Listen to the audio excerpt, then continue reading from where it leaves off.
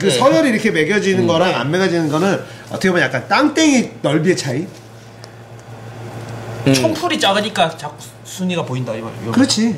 그러니까 일본 같은 경우도 동경대가 탑이잖아. 그쵸. 근데 미국은 넓으니까 여기에 제일 좋은 대학하고 여기에 제일 좋은 대학, 여기가 제일 좋다고 해서 전국에 있는 인재가 일로 모일 수가 없어. 너무 커서. 그렇지. 그러니까는 이 대학 이렇게 있는 좋은 대학이 각 주별로 이렇게 있는데 어떤 게 더 좋냐 이렇게 순위 매기는 의미가 없는 거지. 중국도 그래요? 중국도 뭐 북경대, 칭화대 뭐 이런 거 이렇게 하면은 천진대 뭐 이런 거 있잖아요. 그러니까 그 지역, 그러니까 너무 멀리는 안 간다는 거죠. 그러니까 우리나라 일본처럼 땅이 좁으면 제일 좋은 대학에 제일 좋은 인재들 그냥 모이면 돼. 시험 봐서 들어가면 돼. 근데 졸라 멀어. 그렇죠. 박후펀님 여러분 이렇게 팬클럽 맞습니다. 졸라 멀잖아. 공대에 있는데 우리나라 서울 살아. 내가 서울대를 갈까 포항공대를 갈까 고민해서 서울 사는데 서울대하고 포항공대 갈 수도 있잖아. 그렇죠. 근데 내가 MIT를 갈까? 아니면 우리 집 옆이가 MIT야. 저쪽에 어디 저 먼 주에 저쪽으로 가면 서부 저 두크대 뭐 이런 데 가야 이런 거 고민하는 거면 그렇게 MIT 가는 거야. 그 동네 똑똑한 애들 그 근처 똑똑해 다 글로 가는 거고 이 근처 동네 다 글로 가는 거고 뭐 이런 거 아닐까? 그 동네 뭐 완전 초엘리트라면 아이비리그를 가겠죠. 완전 초엘리트. 근데 아이비리그도 많잖아. 그러니까 가는데 그래도 잘하는 애는 내가 굳이 아이비 갈 필요 있어? 우리 동네 주립대 다니면 되지. 뭐 이런 느낌으로 가는 거지. 거기도 안 딸리니까 인식이.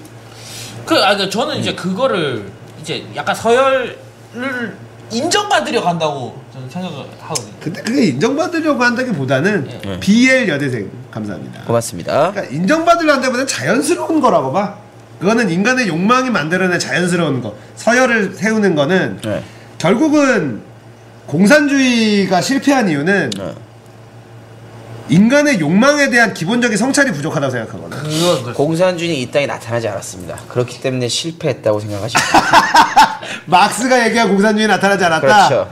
그건 맞아. 근데 결국 막스가 얘기한 거고 막스가 얘기하고 베버가 정리한 그 자본론이라는 것 자체도 결국은 인간의 욕망에 대해서 제대로 건드리지 못한 거야. 근데 그 욕망대로 가려면요 지금 가고 있어요. 그게 결국은 자본주의인 거고. 근데 그렇죠. 이거 공산주의가 아닌 또 다른 이름의 형태로 뭔가 지금 향해 가고 있습니다. 그게 지금 독일, 프랑스 수정 자본주의 뭐 이런 거잖아. 근데 그게 또 이름을 그렇게 붙인 거죠. 여기는 자본이라는 그 경제의 한계인데 그게 언젠간 또 바뀔 수가 있다는 거죠. 역사는 진행형이죠. 저기서 뭐 30살 넘었으면 막스 치워라. 근데 막스의 자본론은 여러분들 지금도 많은 경제학자들한테 최고의 책으로 꼽혀요. 왜냐면 마르크스만 그 자본주의에 대한 그 자본주의의 폐해, 잘못된 방향으로 갔을 때 나빠지는 점에 대해서 깊은 성찰을 한 사람이 아직까지도 없어요. 마르크스 이후의 경제학자들이 그 사람들이 했던 것들은 거의 대부분의 마르크스에게서 문제점을 찾고 마르크스가 했던 것들 거기에 대한 해답을 찾으려고 했던 사람들이 다 20세기 경제학자들이죠. 뭐 케인즈가 거의 대표적인 예고요. 그러니까 일단은 뭐냐면 나는 이제 마르크스의 자본론을 읽으면 대부분 다 동의하는 부분이에요. 이런 문제가 생길 수 있다라는 건 다 동의해. 근데 문제는 이제 거기서 이제 공산주의로 가자. 여기서부터 이제 삐그러지는 거거든. 그러면 이런 자본주의 문제가 있으니 이런 문제를 싹 제거한 공산주의로 가는 게 좋다라는 거를 주장을 한 건데 결국은 뭐냐면 그 사회주의로 간다라는 거가 인간의 욕망이 빠져있단 말이야. 그러니까 막 공식을 막 세웠어. 그러니까 이게 어쨌든 문과에다가 공식을 막 만든단 말이야. 뭐 특히나 경제학 이런 거가 그럼 뭐 특히나 이제 지금은 거의 말도 안 되는 걸로 굳어버린 보이지 않는 손에 의해서 가격이 결정돼. 수요와 공급의 법칙에 따라서 가격이 결정된다는 결국 개소리라는 게 지금 현대 사회에서 나오고 있단 말이야. 그건 절대로 그 수요와 공급 법칙에서 가격이 형성되는 건 어디서까지 나오냐면 중고 장터에서까지만 딱 나와. 그리고 우리가 사 먹는 대기업들이 만드는 재화는 가격 결정은 얘네들이 가지고 있는 거지 수요와 공급의 법칙에 의해서 결정되질 않아요. 그렇죠. 그게 이제 결국은 이 자본주의가 사회주의가 실패한 거는 인간은 누구나 다 남보다 잘나고 싶은 욕구가 있어. 그죠. 욕망이죠. 그렇지. 그건 이제 심하게 되면 탐욕으로 가는 거고 그 욕망은 사실은 나쁜 게 아니란 말이야. 남들보다 더 잘나고 싶은 욕망. 근데 그 욕망을 마르크스는 그치 그거를 거세시켜 버린 거야. 그러니까는 완벽한 공식을 생각했는데 그 공식이 그 욕망이라는 게 툭 껴드는 순간 다 빠그러지는 거거든. 근데 제 생각에는요. 그러니까 마르크스의 제1 기본 전제가 있어요. 무조건 자본주의는 망해야 돼요. 그렇지. 망할 수밖에 없는 그렇죠. 이데올로기였어. 그런 구조, 그러니까 구조였잖아요. 인간의 노동을 15시간씩 시키고 그 임금을 조금 주고 결국에는 자본가 다 먹는 그 구조면은 결국엔 망할 수밖에 없다. 노동가의 혁명에 의해서 만약 이게 실현이 됐다면은 제 생각에는 그 다음 단계에 마르크스가 얘기했던 그런 것들이 펼쳐질 수도 있어요. 제가 보는데 자본가들은 그 노동가들한테 무너지지 않으려고 이 사람들한테 그러니까 적당한 선으로 당근을 줬고 노동가들도 제발 인간답게 살려고 발악을 했기 때문에 조금씩 처우가 개선이 되는 그러니까 결국에는 둘 다 혁명은 막은 이런 그림이란 말이죠. 그런 그림으로 유지되어 오면서 조금씩 이제 이걸 맞춰 나가는 건데 그게 지금까지 온 거고요. 만약에 그때 노동가들이 확 돌아서 유럽을 다 뒤엎었다. 그러면 마르크스가 얘기했던 노동자의 정부가 꾸려지고 그 다음에 사회주의, 공산주의라고 하는 이 나라가 형성될 수도 있죠. 소련은 그렇게 했잖아. 소련은 제일 전제가 다르잖아요. 자본주의 국가가 아니었잖아요. 노동을 하는 그러니까 농업을 하는 국가였고 걔네들이 자본주의 국가가 뒤집어져서 공산주의 국가가 그렇죠. 됐어야 된다. 그렇죠. 그러니까 근데 어쨌든 그런 그러니까 생리가 있어. 가장 대표적으로 저는 영국이 망하길 말했었죠. 어쨌든 막스도 영국을 깐 거니까 영국 프랑스를 거기가 이제 노동자의 국가가 세워졌어야 되는 건데 걔 이론상.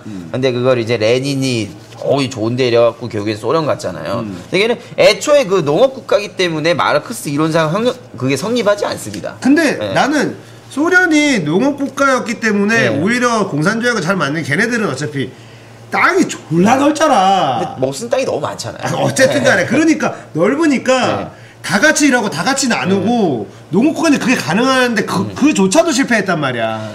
그건 또 있습니다. 레닌 너무 갑자기 죽었어요. 레닌이 죽고 스탈린이 정권을 잡는 과정에서 얘가 변질을 시킨 거죠. 레닌의 원래 오른팔이었던 트로츠키가 잡다한 거 많이 트로츠키가 만약에 그걸 받았으면은 레닌의 그 유지할 수 있었을 것 같아요. 그러니까 레닌대로만 갔으면 레닌대로 갔으면 어떻게 될 수는 있었다. 그래도 그 그림상. 근데 스탈린이 잡으면서 얘가 그 과정에서 사람을 다 죽였잖아요. 완전 딱 잡고 그다음 이제 일부 군부 독재 시절로 간 거죠. 그러니까 걔가 얘기하는 거는 마르크스의 그 커뮤니즘이라고 하는 그 공산주의는 절대 성립할 수 없습니다. 그냥 독재예요, 독재 끝. 북한도 마찬가지고 모택동이 조금 애매한데 걔도 문화혁명 이후로는 독재라고 봐야죠, 그냥. 그건 뭐 다 독재 국가지 걔네들이 공산주의를 표방하는 나라는 아니죠. 그냥 국민들의 이데올로기 하나를 묶기 위해서 공산주의라는 이데올로기를 표방한 거. 그러니까 내가 국가를 통치하기 위한 통치 수단일 뿐 이게 뭐 경제적인 수단도 아니고 인간들 잘 먹고 잘 살자 이런 느낌이 아닌 거죠. 그러니까 사실 우리가 공산주의 국가라고 하는 거에 대해서 어렸을 때 우리가 사실 어렸을 때는 북한, 소련, 중공, 중국을 중공이라고 했었죠. 대만을 우리는 자유중국이라고 불렀다고. 그 자유중국 뭐 자유중국이라고 불렀고 중국을 중공이라고 불렀어. 맞아요. 그래서 대만하고는 수교가 돼 있어서 대만은 왔다 갔다 자유롭게 할 수 있었고 그리고 그래서 대만으로 유학 가는 사람들이 되게 많았거든. 그렇죠. 학비가 공짜야. 대만은 대학을 가면 대학교 학비가 공짜야. 공짜였어요? 태조 나라에서 지금도 그런지 모르겠는데 학비가 공짜가 엄청 싸. 대만은. 근데 우리나라는 뭐야 반값 등록금 하는데도 나라 망한다 막 이렇게 난리 치잖아. 반값 등록금 하면 나라가 망. 근데 대만은 이미 예전부터 그 대학교 자체가 이런 시스템이 잘 돼 있었던 것 같아. 그래서 그럴 정도로 이제 북한은 공산주의 하면 우리는 막 늑대가 살고 있고 정말 북한 사람들이 그 딱 인민군복 입고 군복 딱 입고 늑대가 딱 이렇게 있고 침 질질 흘리고 있고 막 팔 딱 벗으면 막 이런 거고 막 이런 식의 어떤 그런 세뇌 교육을 우리는 받으면서 반공 교육을 받으면서 자랐단 말이야. 반공 교육에서 중공 사람들을 되게 막 묘사를 막 그렇게 하잖아요. 그렇지. 마치 인해전시 뭐 이런 거 그러니까 막 밀려온다는 거 물밀듯이 밀려온다 이러고 봐봐 이렇게 되게 무서운 사람들. 그러니까 북한 같은 경우는 사실은 인권 탄압이나 얘네들은 모르겠어요. 이게 김일성 시대와 김정일, 김정은 시대의 북한 주민들의 인권은 난 좀 다를 거라고 생각을 하거든. 초창기에 만약에 딱 바뀌었을 때 김일성이라는 사람도 왜냐면은 독립운동도 좀 했고 지분이 있다면 모택동이랑 형동생 하는 사람이란 말이야. 이 사회주의 계열에서는 주체사상이라는 것도 만들고 북한도 어차피 막시즘하고는 다른 거잖아. 김일성의 주체사상 이걸로 간 거 아니야. 그러니까 일성이 형은 좀 약간 지분이 좀 있어요. 아, 그 형님은 그러니까 일성이 형이 그렇죠. 그러니까 그 북한 국민들한테 그거를 받을 만한 이유도 있었고. 그러니까 약간 그러니까 이렇게 사회주의, 공산주의를 이렇게 해서 반쪽 쪼개졌을 때 김일성이 딱 나왔을 때는 북한 주민들도 어차피 그 당시에 가난하고 못 된 사람들이 많았잖아. 그리고 자기 의지와 상관없이 반으로 딱 갈렸어. 그 당시에 북한 사람들도 그러면 어쨌든 이렇게 돼서 내가 공산주의에 대해서 이런 거 잘 모르고 딱 밑바닥에 가난한 사람 공산주의든 자본주의든 뭐 그게 무슨 상관이 있어. 그렇죠. 내가 먹고 사는 거 자체가 입에 풀칠하는 건 힘든데 그 실제로 박정희 전까지는 북한이 우리보다 잘 살았죠. 그렇지. 그러니까 그때는 만약 그 북한 사람들도 김일성한테 기대하는 게 꽤 있었을 거란 말이야. 그리고 우리 현 교과서에 사실 김일성이 되게 삭제가 돼 있는 상황인데 독립운동을 한 것도 사실이에요.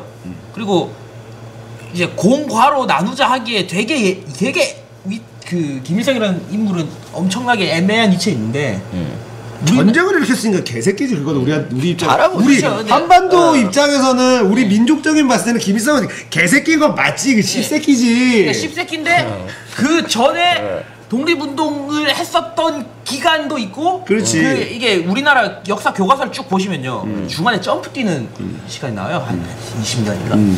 그게 언제냐면 김일성 얘기를 안 하면 요 구간을 서술을 할 수가 없어요. 아, 당신네 학교에 북한 학과도 있지 않아요?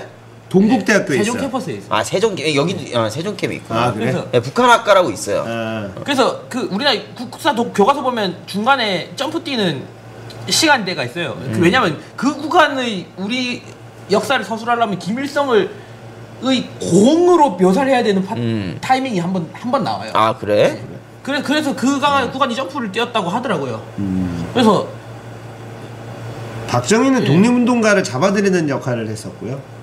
박정희는 충성을 맹세했죠, 이러고. 일본 그 육사에 입학한 다음에 충성을 맹세했죠. 그리고 때려잡고. 그래서 제가 되게 경계하는 건 저는 여전히 김일성은 개새끼라고 생각을 해요. 개새끼지. 개새끼라고 생각을 하는데 그렇기 일으켰잖아. 때문에 뼛속까지 태어나서부터 죽을 때까지 개 악마였고 완전 이 새끼는 입에 담아서도 안 되고 잘한 건 절대 없다. 이렇게 평가를 하면 안 돼요.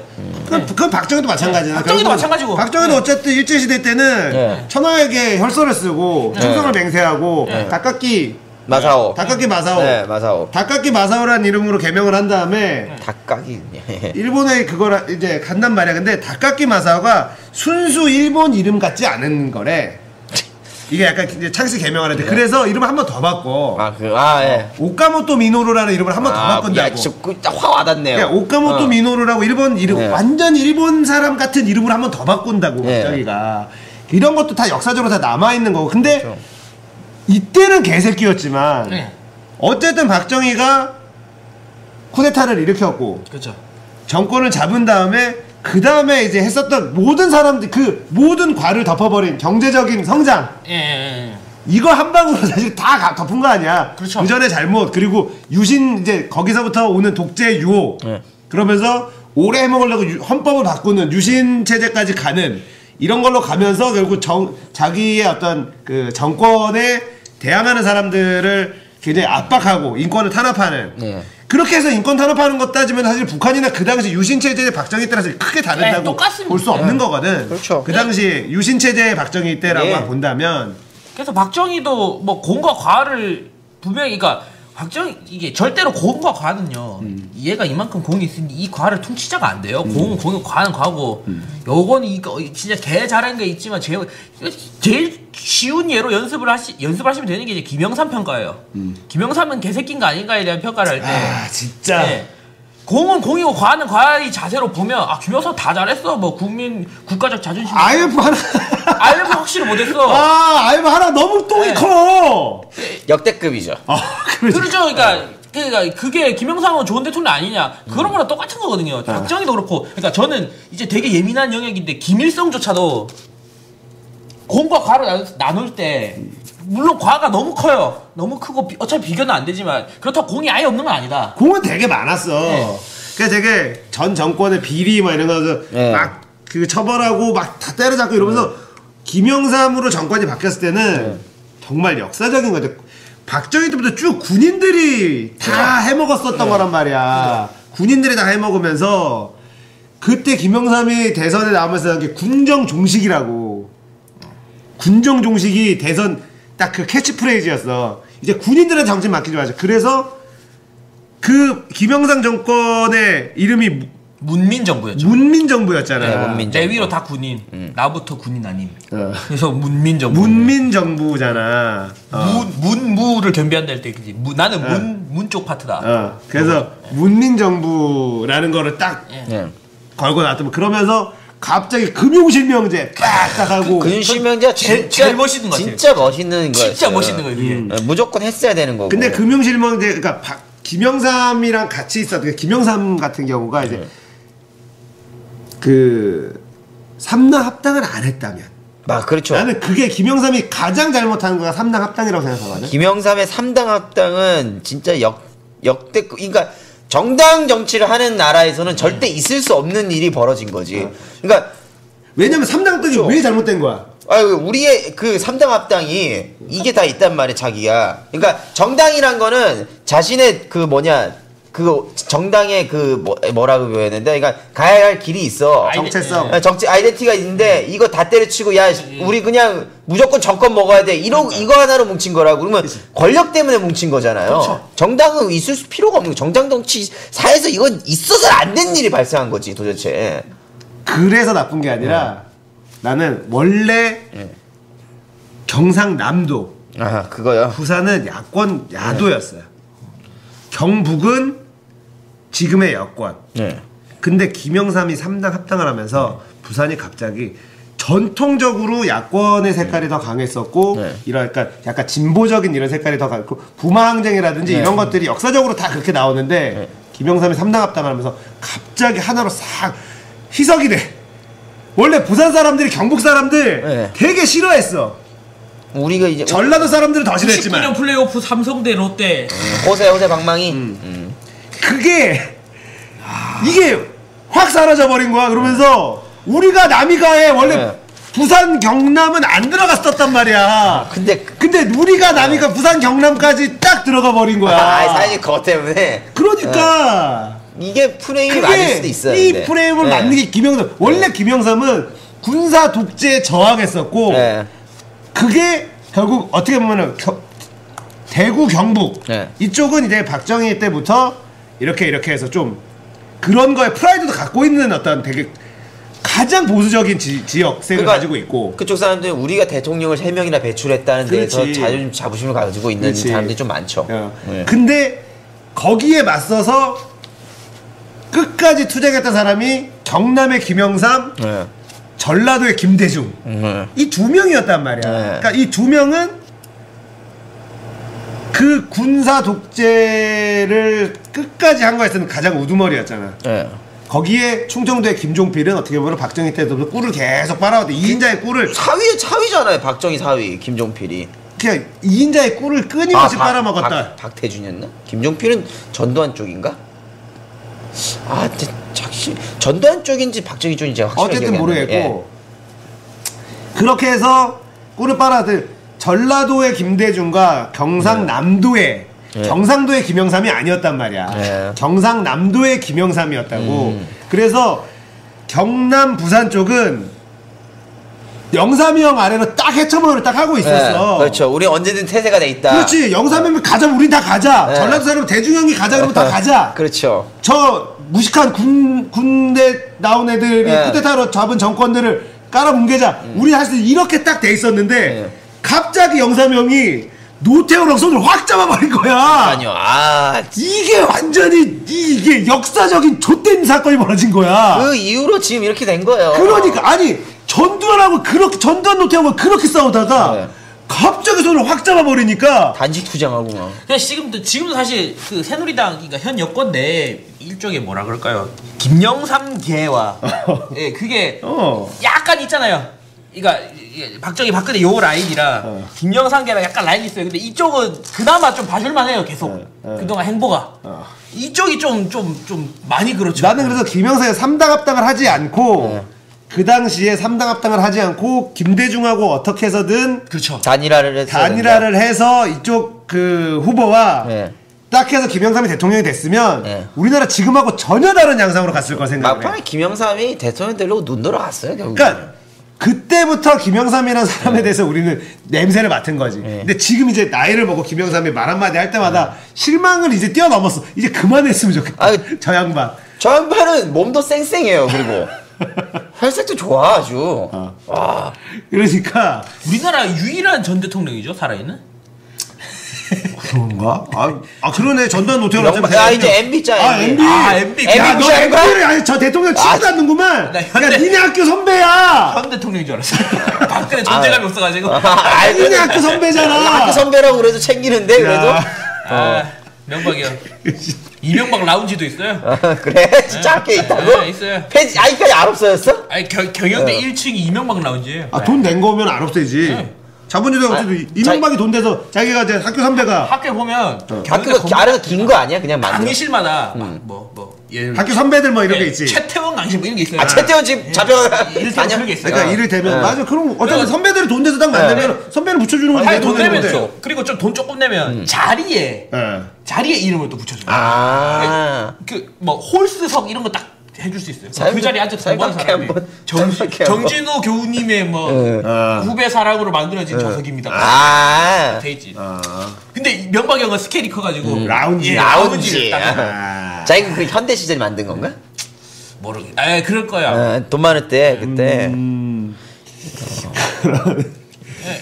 어쨌든 그 김영삼 대통령이 그때 그렇게 안 하고, 그러니까 어떻게 보면 김영삼 전 대통령이 민주화 운동을 정말 치열하게 했단 말이야. 고초도 많이 겪었고 감금도 그 되게 유명한 사진 한 장이 있단 말이야. 김영삼이 사실 김대중과 김영삼이 이 두 명이 무서웠단 말이야. 전두환, 박정희, 전두환, 노태우 얘네들은 결국은 박정희 때는 김대중이 짜증이 났었고 전두환 때부터 김영삼, 김대 둘이 같이 짜증이 났단 말이야. 갑자기 한색이 또 튀어나와고 이거. 그러니까 이게 어떻게 보면은 진짜 무슨 그 삼국지 게임 같은 거를 보면 이 지방에 우두머리들 지지율을 너무 온 그 지방에 있는 그 국민들의 완벽한 지지를 받고 있는 한 명의 우두머리가 딱 있는데 평판도 좋고. 근데 이제 그때 한번 감금 그 상도동에서 자택 감금을 당해 전두환 때.